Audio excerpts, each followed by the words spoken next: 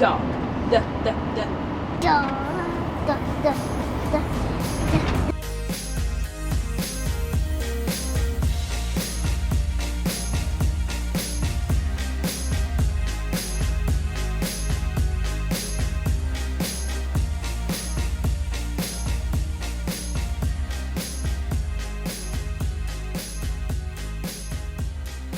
You're always learning something new when it comes to RVing. So we've just been boondocking a week, and then we plan to do more boondocking in Moab. So our original plan was to find somewhere with full hookups, kind of recharge, do our laundry, dump our tanks, fill up with water, but we started looking at availability. Availability was very limited. We couldn't find anything in Moab. So we started looking outside of Moab. It was gonna be like $50 a night for one night, and we were still an hour outside of town. So this is the first time that we thought, you know what, let's look for water, let's look for dump. We're at a Pilot, and they do have a dump for $5, and you can fill up with water for free. So we are looking for this ever so elusive dump station they talk about here. That guy tell you where it was finally? That pad that's like orange over there, that's it. He said, follow me, is what that guy said. All right, we found it. Are we all set? I think so. We filled up our water tank, we've dumped our tanks. We're going plan B today of another boondocking spot instead of full hookups. So as far as finding our spot, we've mainly used All Stays, and I've also started using an app called Wiki Camps. Between those two apps, we're hoping that we can find somewhere to stay for free and just use the resources we already have. I mean, there's lots of free land to camp on, so if you can find water and if you can dump your tanks and have a little bit of solar especially, or at least a generator, you're good to go.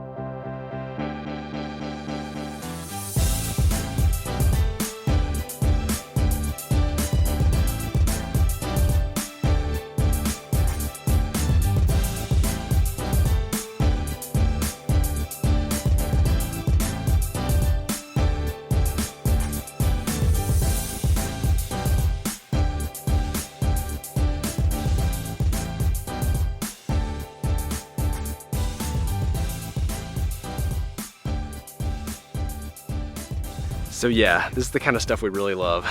It's almost 90 degrees and you've still got snow-covered mountains behind us. Just awesome views all around us. And you've got this going on this side of the RV. So even behind us. I know we're close to Arches, so I wouldn't doubt we can maybe see the edge of Arches from here. Arches does have one campground to stay in, but it's shut down for the season because they're doing remodeling on it. But there really weren't any other options to even stay in Arches. So this is a pretty close second to it. And when I was looking at different Airstreams, we looked very closely at the Safari line of the Airstreams because they had the bunkhouse in the Safari line, and it had the newer Safaris especially have like the more modern decor where you got the Euro cabinets that curve around, and we love that. But when you go with the classic line, which is what we ended up buying, you get a more solid build quality. They're heavier, but they can withstand heavier weight, and you get some of these upgrades that I don't think I've seen these upgrades on the Safaris. This has been upgraded to hydraulic brakes, so it has a hydraulic braking system. But another upgrade I really love that we haven't gotten to use yet because we haven't really used this in super hot weather is the awning package. Now most of your Airstreams are going to have the awning on the main side that come over the door, the windows, all that kind of stuff. And a lot of your Airstreams also have this. Actually, I love the way this pops open, but it's like a Jeep hood. This comes up, and this comes up, and then this pops open. You gotta tighten these right here. The key to all this is blocking the sun with shade before it gets to the windows, because once sun gets to glass, it just magnifies the heat. Even if that glass is tinted, tinted windows do help.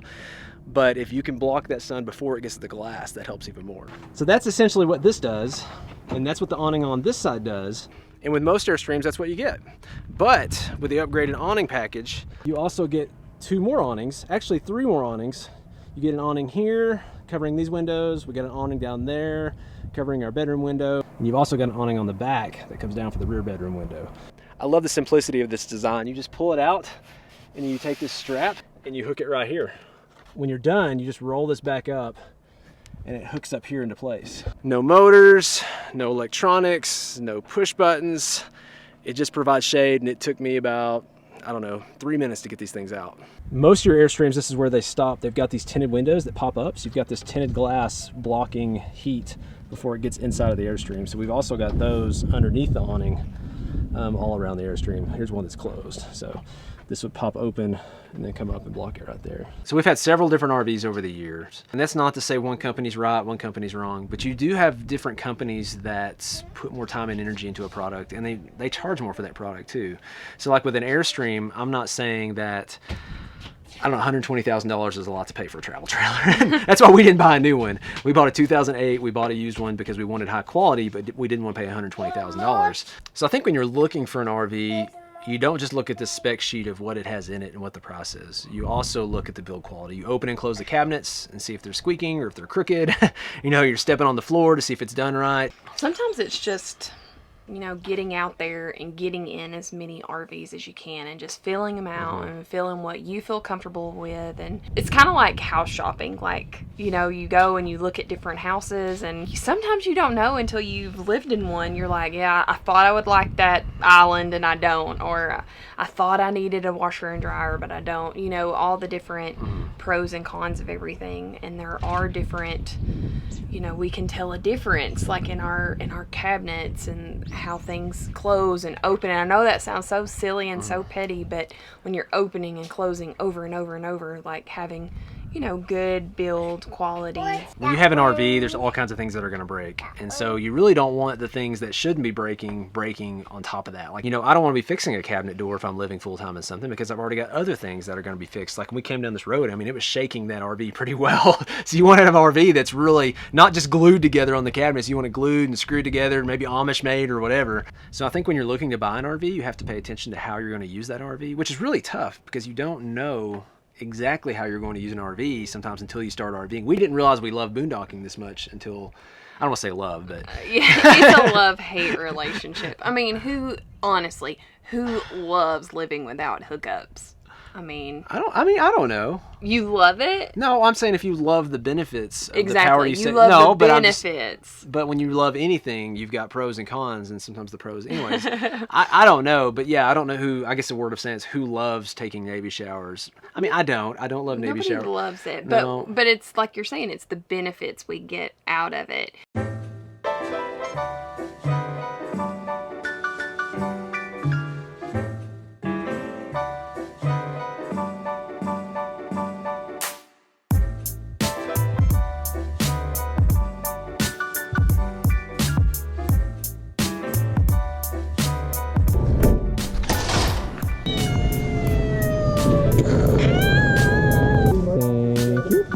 Thank you.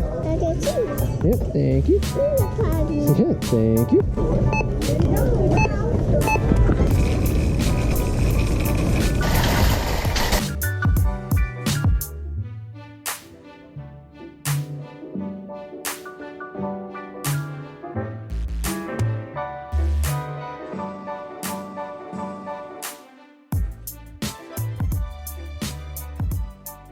Now, if you're trying to figure out what RV to buy, whether or not you want to get one that's for boondocking or just for staying in RV parks or for national parks, or one of the cool things about YouTube is you can actually watch other people to see what their style of RVing is. You know, if you're watching our channel and you see us doing lots of hiking, you say, you know what? I don't think I want to do that much hiking. You know, I want to kind of stay away from that. Then, you know, it might not be a big deal to stay in the national parks and the state parks. You may see some of the crowds in the big cities and say, nope. You know, you might find yourself wanting to get a smaller RV and go to more remote places. And you might see us, you know, when it comes to boondocking, see that we got to, you know, take really short, quick bursts and showers. We're constantly having to watch the electricity and say, you know what, I don't really want that hassle. Kind of gives you a feel for what RV you may or may not be happy with. But if you watch certain things we do or certain places we stay, because that's kind of the cool thing with our channel is over time, we've kind of done quite a bit of both spectrums. We've had the really large RV that stayed mainly in RV parks, and then we've kind of gravitated toward a smaller RV that stays in more remote places like this. There's just so many things to consider with RV living, and it does take some research, but it's really cool once you kind of get a feel for what you're looking for. There's the people. Yep, there they go. Heading home.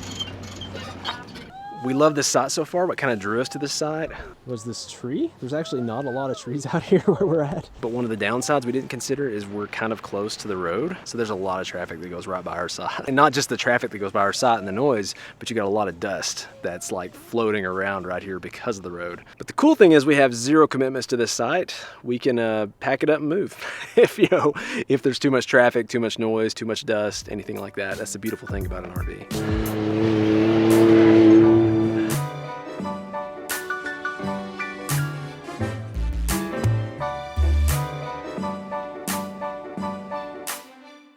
For lots of reasons, we're loving this spot. It's within 30 minutes of Arches National Park, Canyonlands National Park, Dead Horse State Park, and then we're also about 20 minutes from Moab. It does have little black bugs at night in the shade, so if you see us swatting... Kind of itchy. Did you eat one? Like a horse. Can you swing your head and make your hair? I could, but I'm not. There's a bug right here. It is a bug. It's a big bug. It is a big bug. Daddy, go see it. I'm not seeing that bug. He looks pretty scary. Play in the sun again. Yep, play in the sand. We've been robbing her with popsicles, but it's pretty healthy. Popsicles? Yeah, they're healthy-ish, right? It could be worse, I guess. She's dying for us to see this bug she's found. We're gonna check that out. We're gonna call it a night, and we will catch you guys later. Where's that bug at? Let's find him. Where'd he go? I don't know. He's Where'd he fast. Here, bug. That's how you call a bug. Here, bug. He's eating. go? He is eating. He's eating a taco. He is eating the taco. You're not supposed to feed the wildlife, Bug, Hensley. get out of here. Hensley. Be nice to Oh, the bug. he's going up here. He's gonna find a way inside and crawl into mommy's bed tonight. You know we sleep in the same bed, right? I'm not scared of it though. You're the one that freaks out. Yeah.